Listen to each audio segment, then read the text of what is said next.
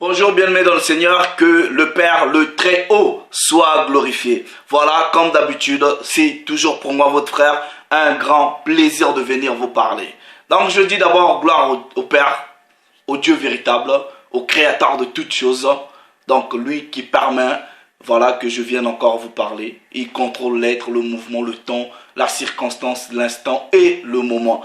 Père, que ton nom soit glorifié. À toi, je dis toute la gloire.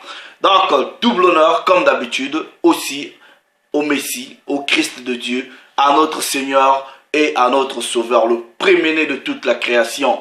Donc, le Messie d'Israël, celui-là qui a été envoyé par le Père pour sauver le peuple élu, premièrement. Donc, voilà, double honneur au Christ de Dieu. Donc, frère, sœur, partout où tu es, toi qui prendras le temps de m'écouter, je te dis un grand merci, que le Créateur de toutes choses lui-même te bénisse, qu'il te sanctifie corps, âme et esprit. Donc qu'il préserve, qu'il garde ton être entier, irrépréhensible, jusqu'à l'avènement de son Fils premier-né. Donc comme vous pouvez voir le titre de la vidéo, pourquoi les chrétiens, en tout cas, disent-ils qu'ils peuvent tout par le Christ qui les fortifie.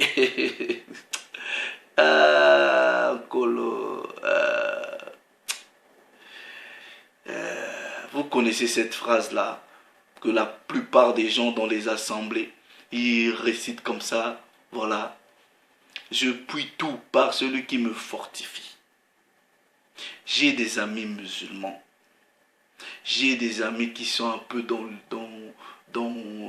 des formes de croyances. J'en ai deux qui sont dans le bouddhisme. Ok. Et ce que je veux vous dire, c'est une expérience personnelle, puisque la parole dit dans Jean 3, 11, nous disons ce que nous savons et nous rendons témoignage de ce que nous avons vu.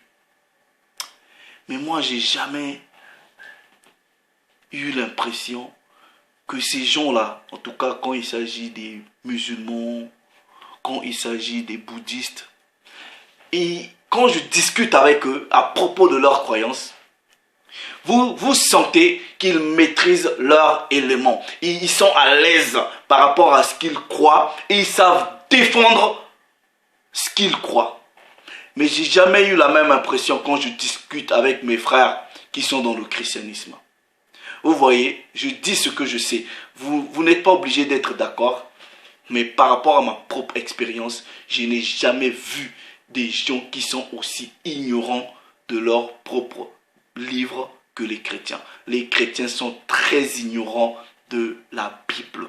En tout cas, je dis la plupart, on ne va pas tout généraliser, mais en tout cas, s'il y a 10 chrétiens sur cette réalité, 9,5 sont ignorants de la Bible. 9,5.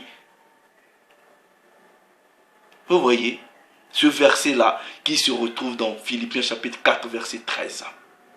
Il y en a qui le citent. Vous voyez, le christianisme dans les assemblées surtout. S'il y a une, en tout cas, religion qui donne de l'espoir mensonger aux gens, c'est le christianisme, en tout cas dans les fausses assemblées là. Vous voyez, quand vous allez dans les assemblées, surtout ces abominations des églises d'endormissement, qui disent qu'ils soient des églises de réveil, vous avez comme l'impression que, c'est-à-dire, on vous dote, c'est-à-dire, avec les enseignements, ce qui se passe là-bas, on vous donne l'impression que on vous dote, croyez seulement, et vous serez doté d'un certain pouvoir, et rien ne peut vous échapper. Vous allez dominer sur toutes choses.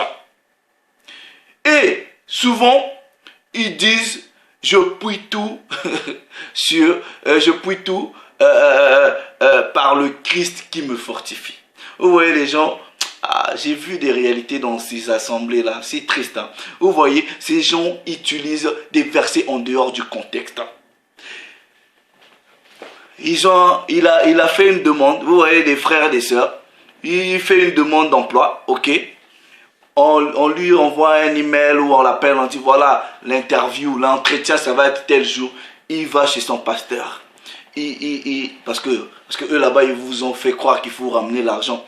Il ramène un peu une enveloppe et dit, papa, parce qu'ils appellent leur pasteur papa, papa, on m'a invité à un entretien là, c'est un bon travail.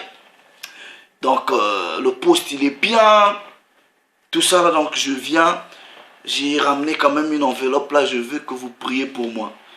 Vous voyez le pasteur, il voit déjà, il voit d'abord l'enveloppe, il voit qu'on lui parle d'un bon travail.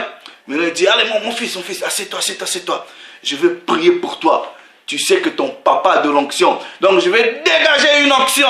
Et il fait la prière, il dit, la parole dit, tu peux tout par celui qui te fortifie.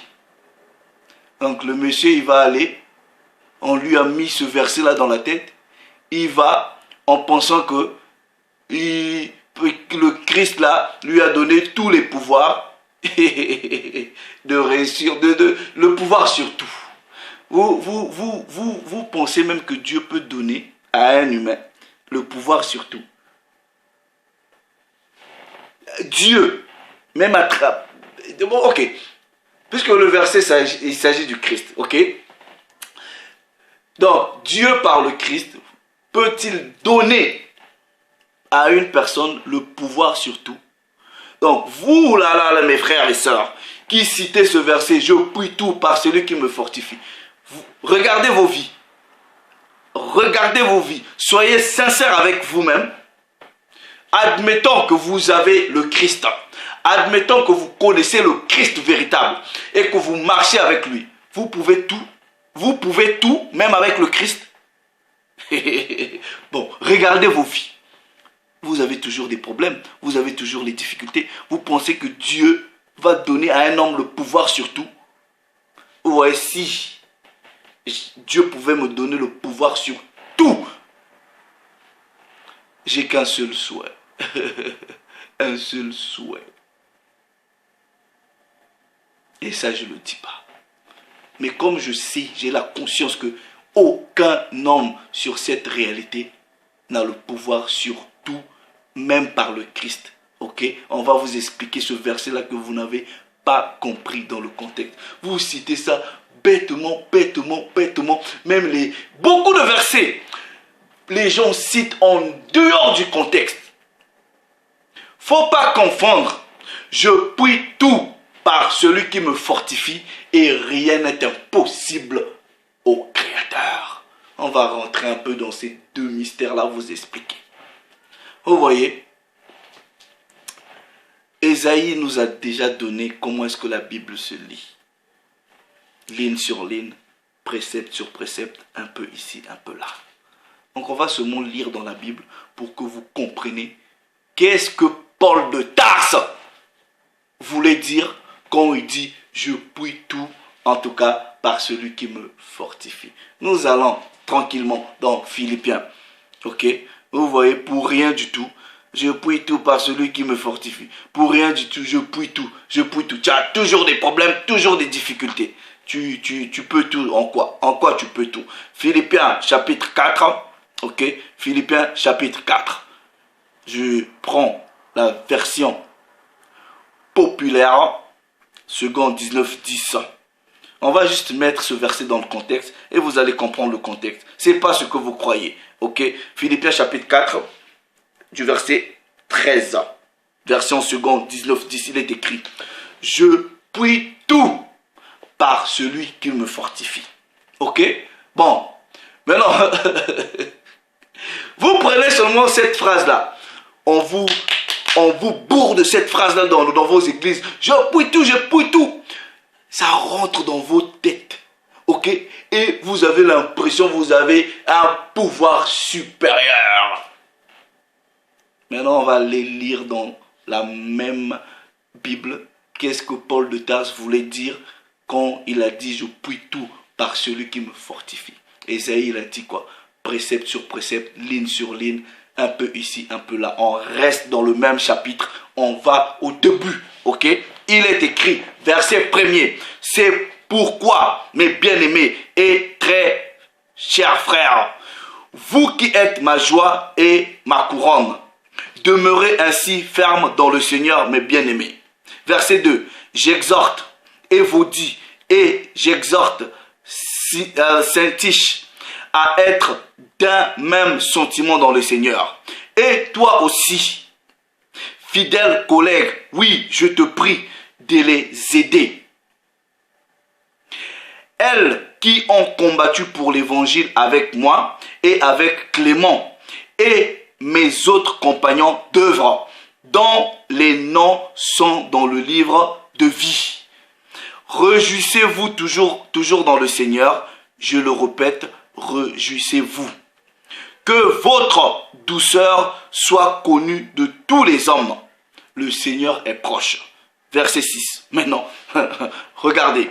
Ne vous inquiétez de rien, mais en toute chose, faites connaître vos besoins. Donc, ne vous inquiétez de rien.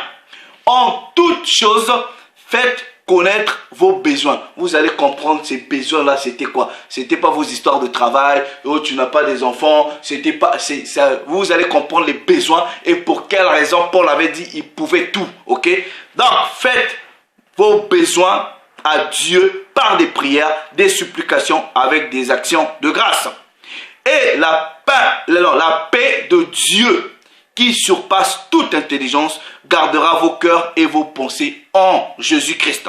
Maintenant, il a parlé à une catégorie de personnes. Ok? Maintenant, là, il change pour parler en ce qui concerne d'autres frères, puisqu'il dit au reste. Ok? Quand vous lisez la Bible, comprenez les mots, frère, les mots.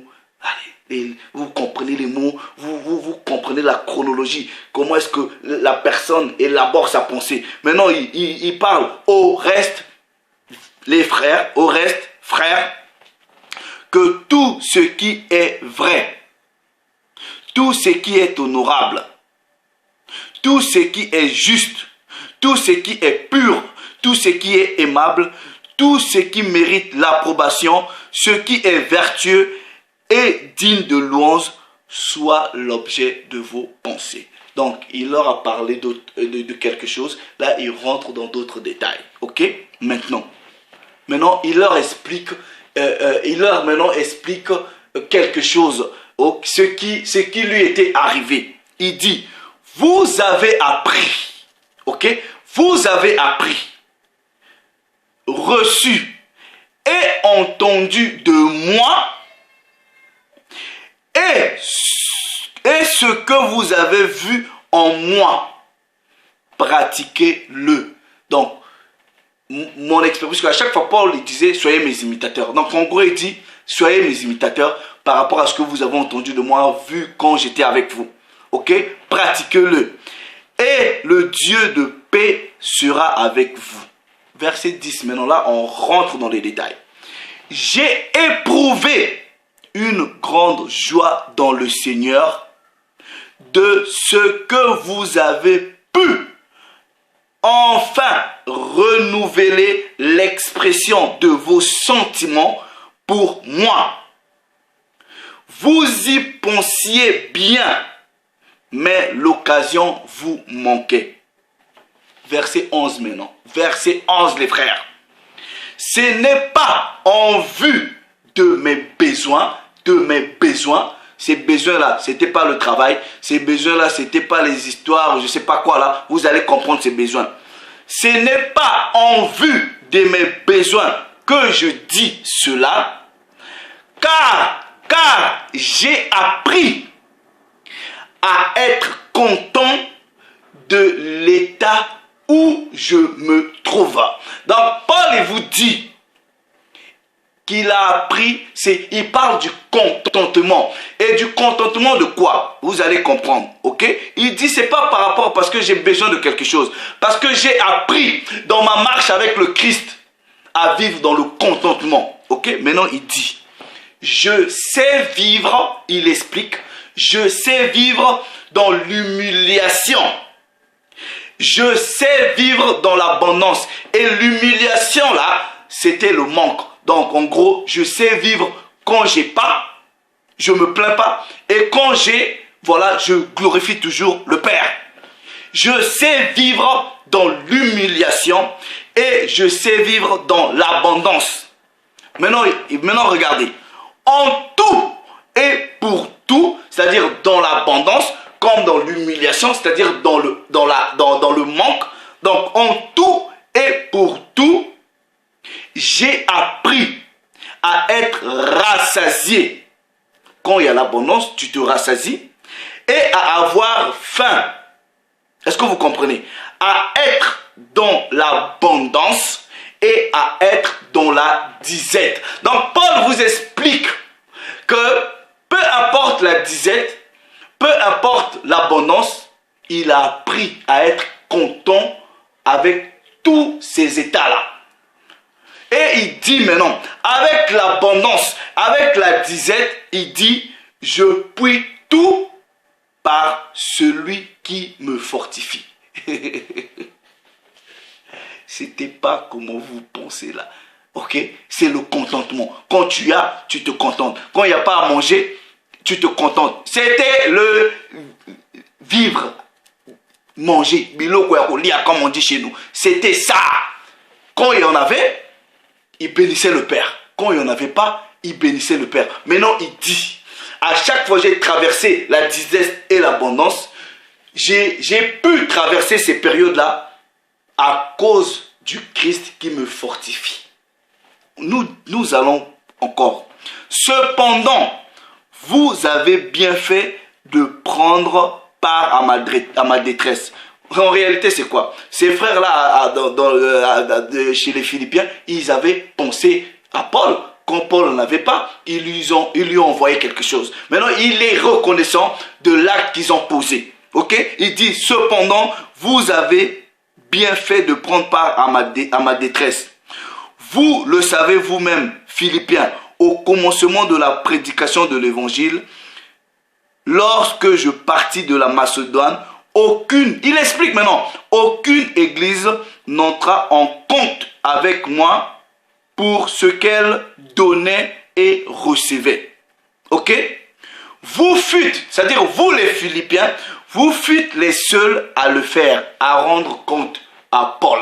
Ils étaient les seuls. Vous fûtes les seuls à le faire, car vous m'envoyâtes déjà à Thessalonique et à 2 reprises de quoi pourvoir à mes besoins. Il était reconnaissant, c'est tout. Donc, il dit, ce n'est pas que je recherche les dons, mais je recherche le fruit qui abonde pour votre compte. J'ai tout reçu et je suis dans l'abondance. J'ai été comblé de biens en recevant par Épaphrodite ce qui vient de vous comme un parfum de bonne odeur. C'est tout. C'est une reconnaissance. Donc Paul dit aux autres, même si vous avez envoyé, je suis reconnaissant. Mais quand il n'y a pas, je suis aussi reconnaissant. Donc, passer toutes ces étapes-là, l'abondance et la disette, je suis reconnaissant et c'est le Christ qui me fortifie. Je vais vous donner 2 autres traductions du verset 13.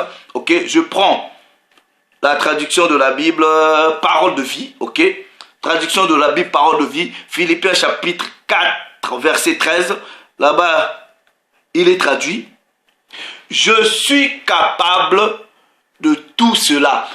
Disette, famine, abondance. Je suis capable de tout cela, de supporter toutes ces étapes-là, grâce au Christ qui me rend fort. Grâce au Christ qui me rend fort. Traduction du Monde Nouveau.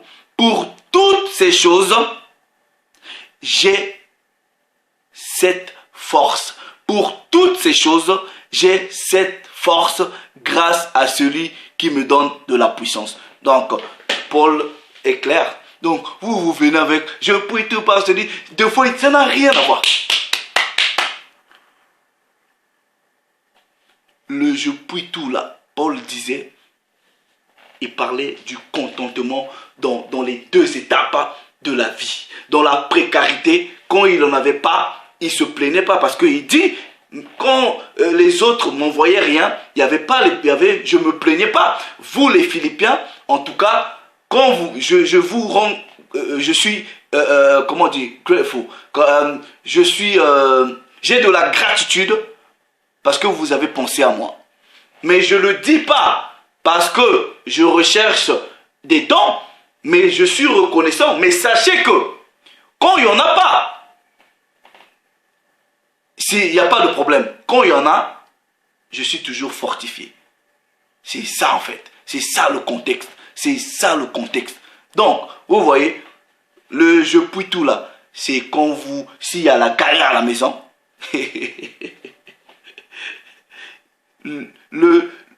en tout cas, Dieu, par le Christ, va vous donner toujours la puissance. Il y a des moments de galère dans la vie. Vous galérez, il n'y a rien. Donc, vous devrez toujours être dans le contentement. Et quand Dieu vous bénit, vous devrez toujours être dans le contentement. Ça n'a rien à voir avec les histoires. Tu veux aller passer un entretien. La parole dit, tel que je vais à l'entretien là, parce que chez vous là, on vous a donné des prières, vous répétez comme des perroquets. La Bible dit, je puis tout par celui qui me fortifie. Non, c'est les histoires de ventre. C'est les histoires de ventre. Quand il y a à manger, on bénit le Père. Quand il n'y en a pas, on est toujours dans le contentement. Ça n'a rien à voir avec le travail, ça n'a rien à voir avec les autres circonstances de la vie. Paul disait ça par rapport aux besoins alimentaires. Quand il y avait à manger, oui, quand il y avait la faim, il dit il était fortifié. Donc, maintenant, il ne faut pas confondre que dans cette réalité-ci, rien n'est impossible au Créateur. Mais toi, étant que créature, donc tu penses que Dieu peut te donner le pouvoir de tout. Non, le pouvoir de tout n'appartient qu'à Dieu lui seul. Le pouvoir de tout n'appartient qu'à Dieu lui seul. Et Dieu, il choisit son pouvoir. Il peut te donner juste un tout petit peu, tac, prends un peu. Il peut te donner le pouvoir sur la guérison. Il peut te donner le pouvoir sur beaucoup de choses. Mais Dieu te donne le pouvoir sur tout. Donc tu vas avoir le pouvoir sur Dieu. Non. Contexte, c'est les histoires de ventre. Il avait faim. Quand il avait faim, il supportait l'étape de la faim parce que le Christ le fortifiait. Quand il avait de quoi manger, il se réjouissait parce que c'est le Christ qui le fortifiait toujours dans la réjouissance. C'est ça le contexte. Ok, donc à partir d'aujourd'hui, n'utilisez pas encore ce verset en dehors des choses qui ne sont pas considérées par rapport à ce verset. Voilà, vous voyez, on traverse des moments difficiles, des moments où des fois vous n'avez pas de travail. Il y a des moments comme ça. Oui, c'est dans ce moment-là que vous pouvez tout par celui qui vous fortifie.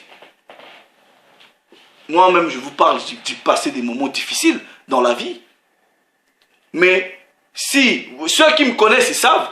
Vous voyez, même dans ma famille, quand je viens, je dis aux gens, j'ai besoin de ceci ou j'ai pas cela. Et les gens, ils ne me croient pas. Ils pensent toujours que je rigole ou je leur fais des blagues. Non. Pourquoi? Parce que j'ai appris le contentement. Vous voyez, j'ai appris le contentement. Quand j'ai pas, vous sentez pas. Je suis là, tranquille. J'ai pas, vous voyez, si j'ai pas, je bénis le Père. Si j'ai, je bénis le Père. Mais autour de moi, si j'ai pas, vous pensez que je vais montrer une face misérable, ou quand j'ai, voilà, c'est la joie, si vous faites tout est pompe, voilà, c'est la fête. Non, non, vous devrez vivre dans le contentement.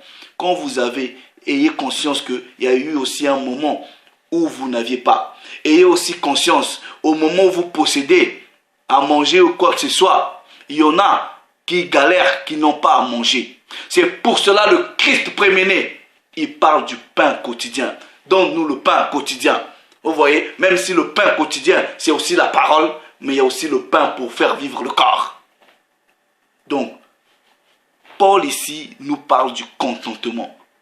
Quand vous en avez, quand vous n'en avez pas, soyez contents. Contentez-vous de cet état-là et bénissez toujours le Père. C'est lui qui va vous fortifier. C'est ça, il fortifie. Dans la disette, il fortifie. Dans l'abondance, il fortifie. C'est comme ça.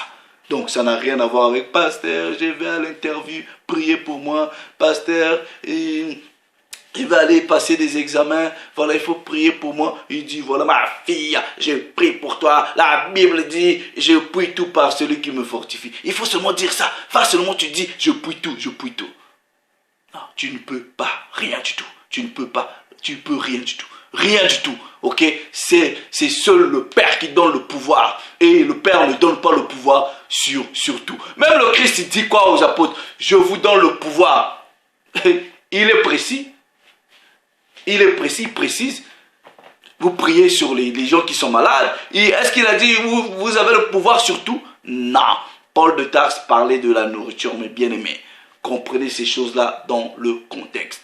Donc, toi, frère, en ce moment, si tu galères comme moi, ok, sois fortifié par le Christ, sois content parce que Dieu va toujours te bénir. Et quand tu seras dans l'abondance, comme je suis dans l'abondance, ok, je bénis toujours le Père. Voilà, c'est comme ça. Donc, dans tous les états, soyez dans le contentement. Bénissez toujours le Père. La vie, c'est comme ça. Il y a des moments où vous avez, il y a des moments où vous n'avez pas. C'est normal, c'est normal. Donc, quand vous en avez pas, ne vous plaignez pas. Et quand vous avez, soyez toujours reconnaissant de celui-là qui vous bénit. C'est tout. Voilà, le Père s'est glorifié. C'est le contexte. Vous avez lu. Voilà, ça n'a rien à voir avec comment est-ce qu'on vous a bourré le cerveau dans vos histoires là. Voilà, le Père s'est encore glorifié. Salut les amis.